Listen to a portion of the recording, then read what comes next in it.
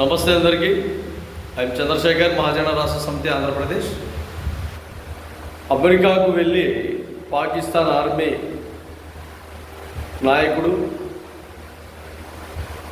రకరకాలుగా సింధు జలాలను మీరు అక్కడ డ్యామ్ కడితే ఖచ్చితంగా మీ పైన వెపన్స్ వాడతాం, మీరు డ్యామ్ కడితే పూర్తిగా నాశనం చేస్తాం, కొల్లగొడతాం, పగలగొట్టేస్తామని అమెరికాకు వెళ్ళి మాట్లాడతారు.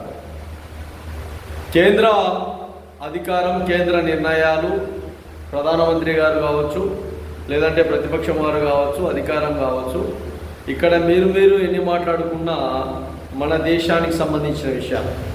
కానీ పాకిస్తాన్ వాడు పోయి వేరే దేశంలో మన పైన ప్రగల్భాలు పలుకుతాడంటే ఒకసారి బాగా ఆలోచన చేయండి. వాడిని కూడా గమనించండి. మీరు ఎన్నైనా మాట్లాడుకోవచ్చు, ఎన్నైనా కొట్లాడుకోవచ్చు, ఎన్ని విధాలుగైనా ఏ విధాలమైన ఓడిపోవచ్చు, గెలవచ్చు, ఇది మనదే.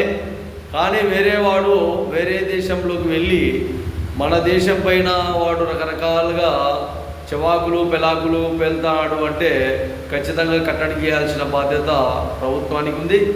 అదేవిధంగా ఆర్మీ జవాన్ ఎన్ని విధాలుగా బలమైన శక్తిగా రూపొందే భారతీయులు అక్కడ వాడు మాట్లాడే విధానాలు కూడా గమనించే విధంగా ఆర్థిక విధానాలు ఎంతవరకు ఇబ్బందులు గురవుతున్నాయో ఆలోచన చేసి ఖచ్చితంగా కట్టడి చేసే విధంగా పాకిస్తాన్ చొరవదారులు కావచ్చు, పాకిస్తాన్ ఉగ్రవాదులు కావచ్చు, వాళ్ళు రకరకాలుగా తీవ్రవాదులు కావచ్చు, ఖచ్చితంగా వాళ్ళను ఏరిపారేసే ఇంకా ప్రయత్నాలు కొనసాగించే విధంగానే ఉండాలని కూడా మహాజన రాష్ట్ర సమితి కేంద్ర ప్రభుత్వానికి తెలియజేస్తున్నాం.